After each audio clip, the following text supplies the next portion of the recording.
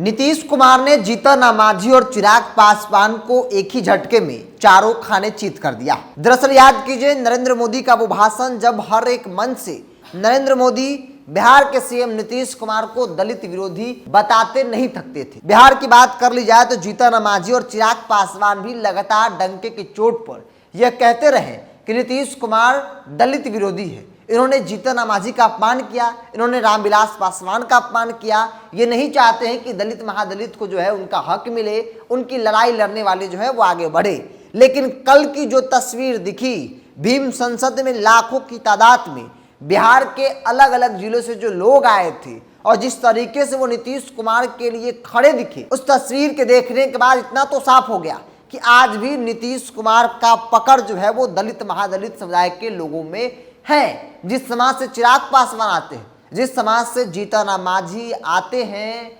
बावजूद भी नीतीश कुमार की पकड़ आज भी, चाहे वो पासवान में हो, मांझी हो, दलित महादलित के अलग अलग जो जातियां हैं उनमें आज भी उतना ही पकड़ है जितना पकड़ उनका पहले हुआ करता था। क्योंकि बिहार के इतिहास में कई रैलियां आपने देखी होगी, लेकिन कल की जो रैली थी भीम संसद का आयोजन, जिसमें बिहार के अलग अलग जिलों से लाखों की तादाद में, या फिर यूं कहें कि पटना को दलित महादलित के लोगों ने पूरी तरीके से खचाखच भीड़ से पाट दिया था। और नीतीश कुमार भी उस भीड़ को देखकर खुश नजर आए। उन्होंने मन से ही इस बात को स्वीकार किया कि आज तक इतनी भीड़ किसी सभा में नहीं हुई थी। राजनीति को जानने समझने वाले लोग इस बात को मान रहे हैं कि कल की भीड़ जीतन राम मांझी और चिराग पासवान के लिए सबसे बड़ा संकट है, क्योंकि ये दोनों नेता दलित महादलित वोट बैंक पर दावा करते हैं। लेकिन अब ये भारतीय जनता पार्टी को भी समझ में आने लगा है कि अगर इनका पकड़ दलित महादलित वोट बैंक पर है तो फिर इतनी बड़ी संख्या में नीतीश कुमार के नाम पर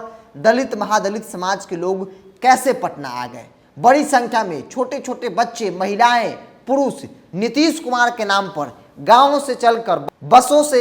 पटना पहुंचे और नीतीश कुमार को सुनने के लिए दिन भर धूप में खड़ा रहे। और ये तस्वीर बताता है कि नीतीश कुमार की पकड़ आज भी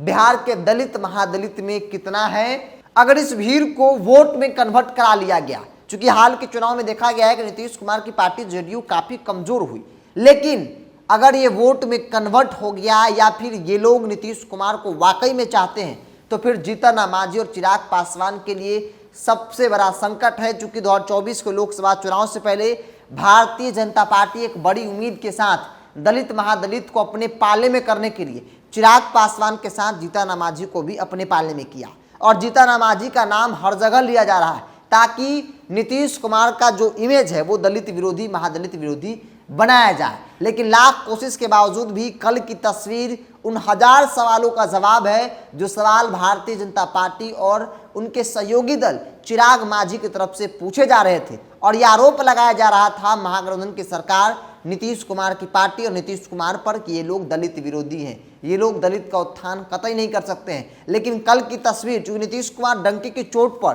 कि हमने दलित महादलित के लिए बहुत सारी योजनाएं चलाई है जिससे उनका उत्थान हुआ है, पंचायती राज व्यवस्था में आरक्षण की बात हो या फिर गांव स्तर पर बहुत सारी ऐसी योजनाएं हैं जो उनके हितों में है, तो उन सभी लोगों के हितों का ख्याल रखते हुए हम लगातार काम किए हैं। हम जाति की बात नहीं करते, लेकिन हर वर्ग का ख्याल हमने रखा है। और कल की जो तस्वीर निकली वो तस्वीर इस बात का प्रमाण है कि नीतीश कुमार ने कितना बिहार के दलित महादलित के लिए किया है। चूंकि अब तक जो दावे किए जा रहे थे चिराग मांझी और भाजपा की तरफ से, उन दावों में कितना हकीकत है उस बात को आप इस भीड़ से समझ सकते हैं। क्योंकि अगर वाकई में नीतीश कुमार दलित विरोधी हैं, अगर वाकई में नीतीश कुमार जीतन राम मांझी को अपमान किया है, तो ये भीड़ या तो जीतन राम मांझी को नेता नहीं मानती है, ये भीड़ चिराग पासवान को नेता नहीं मानती है, या फिर दूसरी बात कि वाकई में नीतीश कुमार ने दलित महादलित के लिए काम किया है, तभी लोग गांव से चलकर शहर में आकर नीतीश कुमार के लिए